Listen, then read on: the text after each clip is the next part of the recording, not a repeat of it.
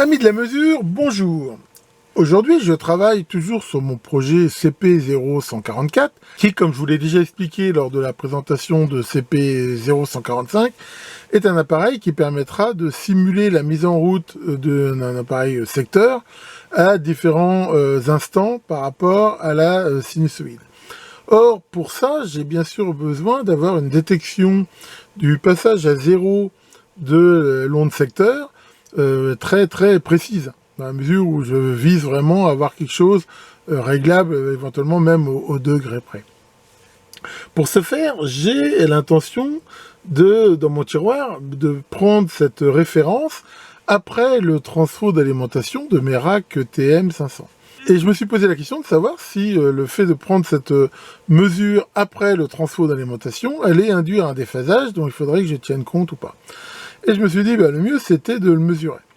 Alors, pour faire ça, je vais prendre, comme on peut le voir, là, la super belle sonde différentielle que je vous ai déjà montré, et comparer l'onde secteur directement prise sur le secteur de l'onde qu'il y a donc après le transfo et mesurer le déphasage. Alors bien sûr, pour faire ça, la première chose que je me suis dit, c'est vérifions quand même déjà que la sonde en elle-même n'introduisent pas de déphasage. Comme je vous l'ai montré, quand on utilise en oscilloscope des sondes différentes, éventuellement, il faut s'assurer, voire compenser, le fait que elles-mêmes introduisent éventuellement un retard différent. Bon, généralement, ça joue dans les nanosecondes. Ici, pour mesurer quelque chose à 50 Hz, je pense que ça joue pas. Mais il faut mieux quand même s'en assurer. Alors, pour faire ça, qu'est-ce que j'ai fait? Pour l'instant, j'ai branché la sonde différentielle et la sonde de la voie 2 sur la même sortie, 25 volts, donc après le transfo. Et on va déjà regarder ce que ça donne. Donc là, je rappelle que l'idéal quand on part comme ça, c'est de repartir donc des réglages par défaut. Donc là, j'ai pas besoin des voies 3 et 4, donc on peut facilement les enlever. Et ici, donc, j'ai branché ma sonde. Différentielle, c'est la voie jaune. Donc pour l'instant, elle est en 5 volts par carreau, donc c'est sans doute un peu beaucoup. Donc je vais me mettre pour l'instant en 10 volts, et pareil ici pour cette voie-là. Donc les deux pour l'instant m'affichent voilà un peu, je veux dire, les parasites secteurs habituels. Alors je vais mettre en route la sortie, et on va déjà pouvoir voir ça. Donc voilà, ici on peut voir que c'est un petit peu gros, voilà. Et là on a bien les deux tensions identiques, c'est normal vu qu'elles sont sur la même source. Alors pour éventuellement voir le déphasage, je rappelle que là dans les mesures, on peut choisir une mesure de phase et de dire voilà, je compare la voie 1 et la voie 2, et je vois ici la phase qui s'affiche, et je peux même avoir là les statistiques de mesure. Donc ça me permet de voir que la phase ici, elle est vraiment très bonne. Là, on peut voir qu'on est en millidegrés, donc c'est vraiment quelque chose de petit, qu'en moyenne, on a moins 452 millidegrés, et avec un max de 297 et un min de moins 1,3. Donc voilà, on voit qu'il y a un très léger déphasage, mais on va dire que c'est quasiment lié au bruit de la mesure. Mais enfin, on peut déjà en tenir compte, en gros, ça fait quasiment 1,5 degré d'écart entre les deux.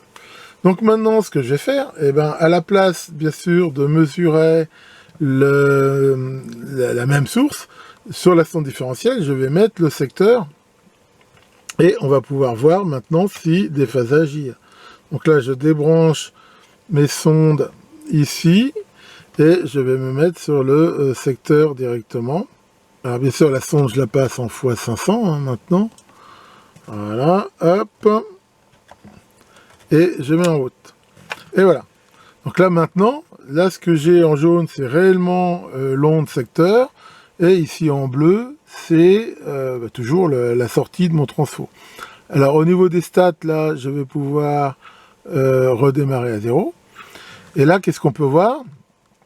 On peut voir que pareil, le déphasage là, maintenant, il est de pareil, moins 8 millidegrés, il est vraiment minime. Ce qui veut dire que finalement, le transfo, dans mon cas, ne donne aucun déphasage significatif. ce qui fait que voilà, j'aurais pas vraiment à avoir une grosse compensation à ce niveau-là. Donc ma foi, c'est plutôt une bonne nouvelle. Alors, dernière chose, je me suis posé la question de savoir si c'était toujours vrai, parce qu'il y a un internaute qui m'a dit qu'éventuellement avec un petit transfo, ça pouvait donner des phasages plus importants. Alors j'ai pris un petit transfo justement, voilà, et on va refaire la même mesure avec, et voir si en effet ça change quelque chose. Donc en effet, on voit ici un déphasage de l'ordre de 14 degrés, qui lui est vraiment très important. Alors ce que je ne sais pas, c'est si ça joue ou pas en fonction de la charge. Donc là, je vais lui mettre une résistance de charge de 220 ohms, voir si ça change ou pas quelque chose. Alors, attention, toc, ça change un peu. On peut voir qu'en charge, ça diminue, on va dire, là, de 12 degrés, alors qu'on avait 14.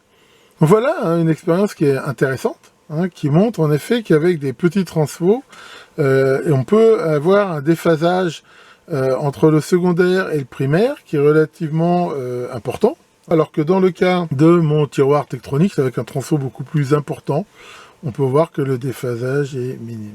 Bon bah voilà, pour info, je retourne une deuxième fois ma conclusion, parce que j'en avais fait une qui était plutôt bien, je trouve, et au moment de l'enregistrer, je sais pas ce que j'ai fait, j'ai cliqué sur annuler au lieu de enregistrer, et je suis bon pour recommencer. Voilà, je vous dis ça, parce que ça vous montre, voilà, les petits aléas de l'enregistrement de vidéo. Alors, justement, vidéo qui j'espère vous aura intéressé, et qui de toute façon était une mesure que je voulais faire de ça, pour savoir s'il fallait ou pas que je prenne en compte dans mon schéma un éventuel ajustement de ce retard. Donc la réponse est a priori dans mon cas non, mais si vous voulez faire par exemple un montage comme ça avec un transformateur qui potentiellement peut comme ça inclure un déphasage pouvant être gênant, bah, il faut prévoir un dispositif qui, le plus simple, ce serait d'avoir un monostable qui permettrait, quitte à dépasser une période, ce qui ne serait pas gênant, pouvoir ajuster un délai pour le régler précisément